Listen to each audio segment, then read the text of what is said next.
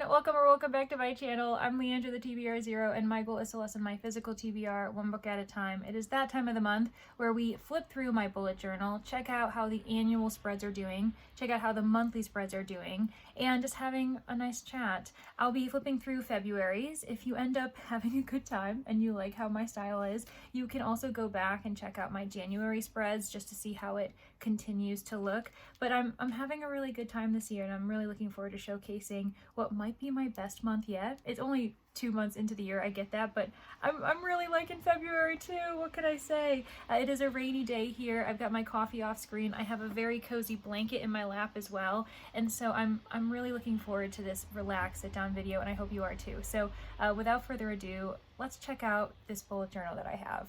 Okay, let's get this started. So first and foremost, just a quick roundup of what the materials are I use. I have a 25 count mild liner set. I really enjoy that. I also use my Papermate Flare. This is what I write all my reviews in. Anything that you see that's in black, it's because of this. And then also I've got my bullet journal. This is about, what, $30? I think it might have been when I first started.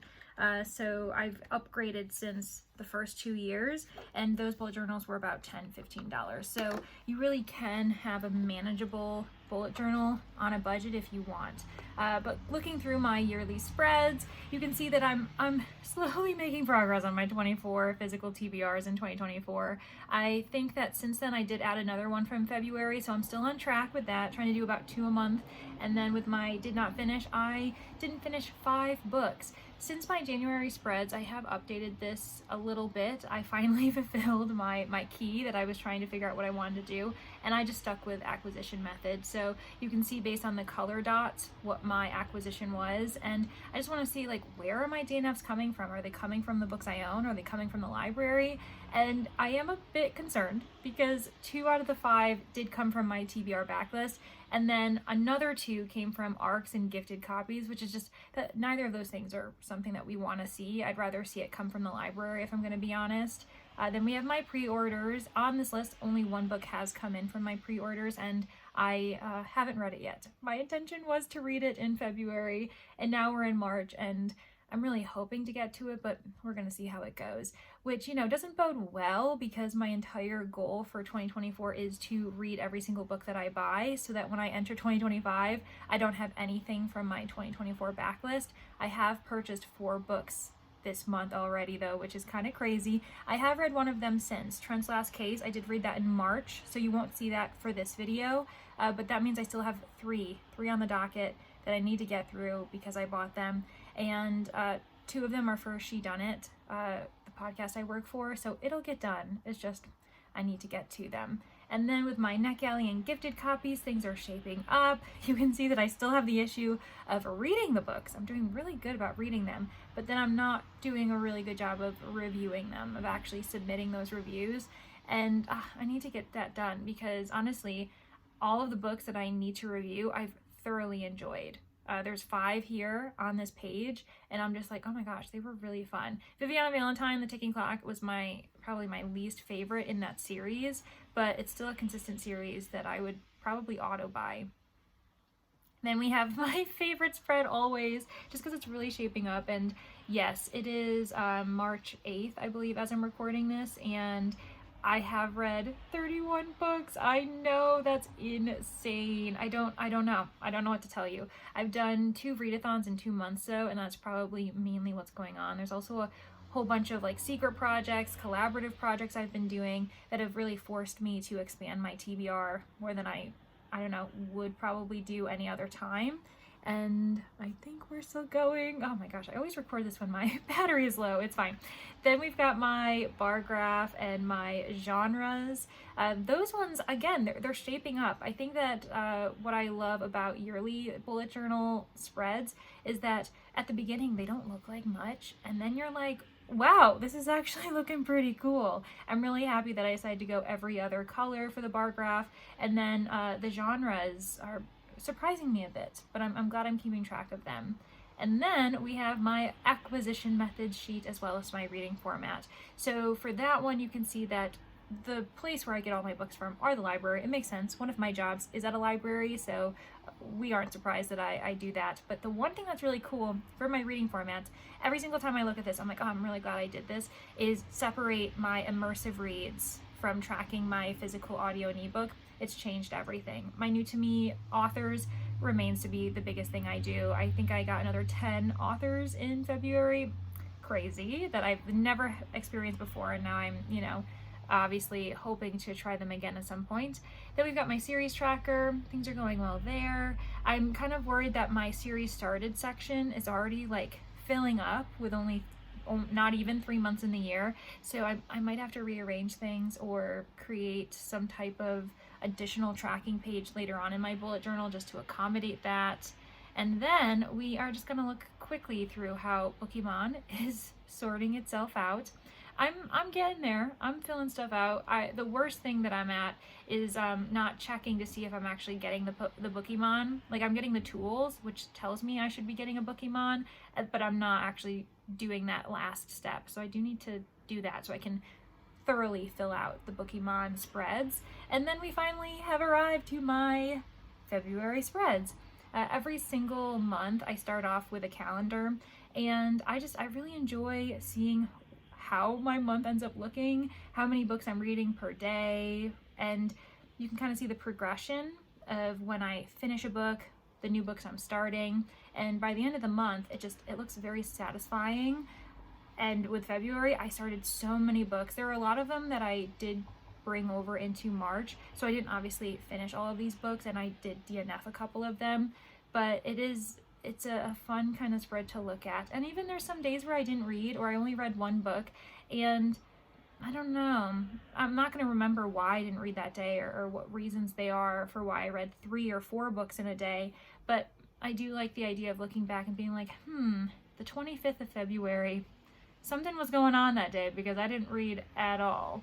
So there we are with that. And every color is associated with a certain book. Sometimes if I am starting a bunch of books at the same time and I run out of colors, because arguably we only have 25, I then have to kind of start over, and that's okay though, because you can differentiate pretty easily. Now we're looking at my Battle of the Girl Bands spread.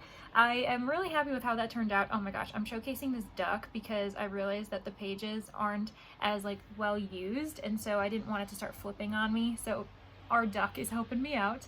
And with this one, I read a lot of books for the readathon. I think I was able to dedicate every single book I read to some type of prompt, which was really nice, so no book went wasted in its own way. I had my team prompts, my buddy reads that I didn't do any of them. I didn't read any buddy reads for my own team, but I did steal a couple, or at least one buddy read from other teams, which was really great. And then I made sure to color code which team I was stealing it from, because there were a handful of prompts that were similar. So for instance, LGBT plus or BIPOC author, that was a prompt that every single team had. So I wanted to make sure that if I repeated it, I wasn't taking it from the same team, that kind of thing. And my team ended up getting second. I'm very proud of that. Now we are getting into my actual reviews. So you're going to notice that most of the books I read, I did not actually provide a review for. I only write reviews, full-on spreads, dedicated to books that I have a lot to say or I really want to talk about. The Mimicking of Known Successes was one of them. I also tend to provide a drawing that is in some way associated with the book. That could be the cover, that could be some type of concept, maybe an item or a theme that was really noticeable or important to the plot. This one, that was my attempt at drawing Jupiter, because this book is set on Jupiter. It's a futuristic sci-fi mystery romance novella. There's a lot going on there, but this is pretty consistent with how all of my spreads are going to look. I provide a nice big title. I also offer the author and a genre, or multiple genres if it's associated with it. I have the rating system, which I have changed this year. I had to get creative because in 2024 I'm doing quarter star ratings, and so I decided to make it more of like a bar level where we're like, okay, we're gonna reach the 5, and so I can kind of see where it cuts off at every quarter star. I also have the publication year. It's actually a lot more simple compared to my past bullet journals. I usually provide like a book backstory where I explain why I'm reading the book, and a few other details. Like I remember my first bullet journal, I would write down when I started the book and when I finished it, and then I realized I don't need to do that for this one because I'm already able to look at that from my monthly spread. With Midnight on Beacon Street, you can see I decided to provide a very old-fashioned television set, and that's partially because it is set in October 1993, but mainly because the main character really loves classic horror films, so would make references to like the 60s, the 70s, the 80s, and I thought that it could be really fun to provide the chunky TV set, especially because nowadays no one has those really chunky TVs anymore that I know of. And then with Emily Wilde's Map of the Otherlands, I also have gotten into the habit of showcasing either an item or a reference or the actual character within, if there's like a character that I just adore so much. I did that in January with A Song for the Wild Built. I created 2 little drawings to represent sibling Dax and Mosscap. Here I created a fox for Snowbell, because Snowbell's a side character that's a fairy, but also has like a fox body and like a creepy ugly baby face. I made Snowbell far cuter than is probably depicted by Heather Fawcett, but I'm really proud with how it turned out, and that's actually part of a scene that was really, really lovely. I read that book with Danny, and the 2 of us were like, oh, that was such a great description of Snowbell running with the rain. It was lovely. And then we have Godkiller and Suburban Hell. With Godkiller, again, you can see the theme where if I can, I will draw the little creature character representative of like my favorite character in the book, and Skediketh was my favorite, the god of small lies, and I was actually probably the most nervous drawing this one. I was so meticulous trying to figure out what was going on, and I often have references up, so on my computer or on my phone I'll look at pictures, depictions of whatever I'm trying to draw, and there were very few of Skedi, and I was like, oh my gosh, what am I gonna do? And so I decided to have Skediketh on a tree branch, providing a little bit of a shadow, and it turned out really well because I knew it was described as a rabbit with wings but also antlers, and I'm just really proud of that. Meanwhile, Suburban Hell was another challenge. Obviously the fence was really easy, but the hand comes directly from the cover, and I am so bad with human hands. I really am. They always look super cartoony, and I was really nervous about that. And from a distance, at least from here, and then also when I'm looking at my bullet journal, I'm quite proud of it. It looks a little bit more zombie-esque. You can kind of tell that the dimensions are a little bit weird, but I'm happy with it. I think it turned out quite well. And so if I'm gonna be honest, this spread might be my favorite. I'm not gonna lie, the television with Snowbell is also quite nice, but this is, I like the look of this, maybe because it's the brown and the pink. They complement each other really well, even though I am finding it interesting how my reading situation works out, where I've got my 5-star read, and then right after that, next to it was one of my worst reads of the month. Last month it seemed as though everything aligned, where like my 2 best books were next to each other and everything else like that.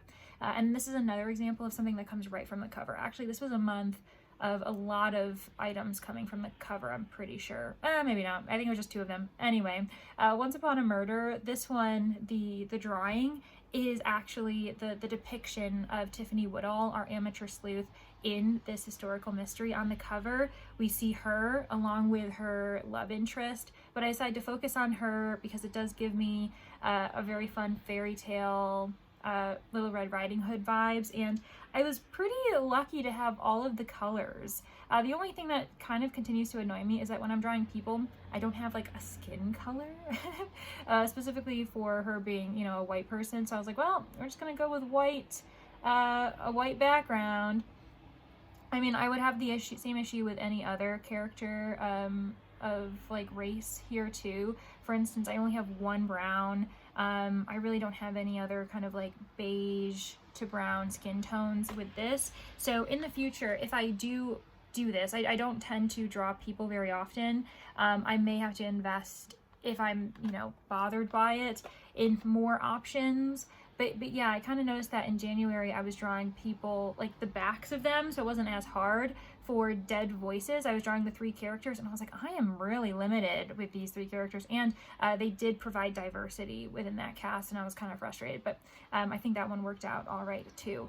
Then we've got my February superlatives. I actually really love how I revamped this. I had it a bit different in 2023, and then here it's a little bit better designed. Let me pause this so that we can actually look at it for just a second. I promise this video won't go very much longer than this, but we do have the fave lead, my favorite support, and when I designed this page, I didn't realize what I was gonna do. I thought I was just gonna be like, oh, okay, 1 character, boom, we're done. And then in January, I realized I had a handful of favorites in both of those categories that I wanted to showcase. And so we're gonna see if I carry that over throughout the entire year.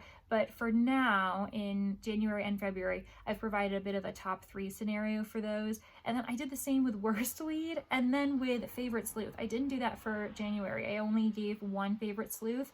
So it also shows that you can be pretty adaptable with your bullet journal. You don't have to be as consistent as you might like. For instance, if you really wanted to be meticulous and look at my January spreads up with my February, I have shifted the lines a little bit. My rating bar, for instance, is a little bit higher than it was in January because I was trying to figure out space. How much space did I need? Did it look nice to have things a bit too close together? And now I think I've found the design officially. I've settled on the way it looks in February, and I do like that. That's about it. That's how my February wrap-up turned out, or at least that's how my flip through looked, and I'm quite satisfied. I want to say that my favorite, and I'm very biased, is likely Skediketh, just because I really love that character and I was the most nervous about that specific drawing. I would have really been upset. Like if my hand ended up looking janky for Suburban Hell, well, I didn't like that book anyway, so I wouldn't have been that mad. But you know, when you have a spread that you're like, oh, this was a 5-star read, I really want it to look nice, so every time I look back on it, I can be proud of it. That was the most nerve-wracking for me. But yeah, March is shaping up. We're gonna see how it turns out. Cross your fingers. I hope I continue on this streak of really nice drawings, and thank you, Duck, for assisting us in this process.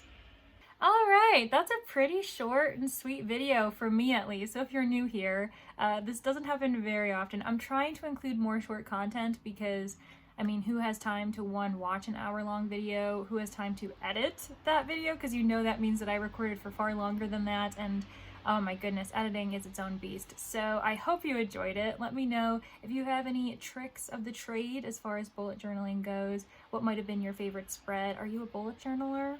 I don't know. Let me know what else I can do with it, because I am trying to really get into more bullet journal content, right? Because even though I've done a bullet journal for 3 years, I've been really sporadic with it, and I'm in my stride where at least I can tell you every single month I'm going to be doing something like this. So I'm definitely going to be doing a flip through every single month. I really like that as a staple on my channel, but I'm still playing around with the idea of what else I can do. Like, I'm kind of baffled by the fact that there are full-on reading journal channels and they have content every week and they do all these crazy things. I might have to just start watching a few of them so I can figure out if there's anything more I can do with mine that you would really enjoy seeing. But either way, I hope you had a great reading month. I hope that your own reading journals, if you have them, are turning out as, you know, great for you as this one's turning out for me. I'm really happy with how it is. As simplistic as it is, I'm really proud of it.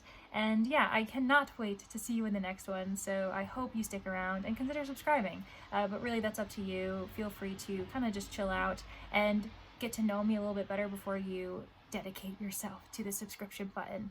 All right, thanks everyone. See you next time. Bye.